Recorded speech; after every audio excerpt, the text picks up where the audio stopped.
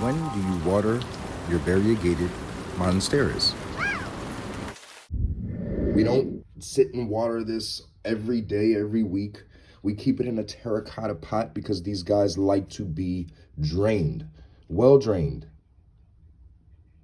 Terracotta pot, beautiful plant. The terracotta pot actually, when you water it, it drinks a lot of the water too. So that's why a lot of us will use terracotta pots with cacti and stuff like that, because plants like that, because it won't sit, right? The water won't sit. It has no chance to sit with a cacti and a terracotta. And again, it has no chance to sit with a terracotta and a variegated Monstera alba. So I'm just going to give you a nice little turn, baby. There you go, baby. Say hi. Peace and plants, peace and plants.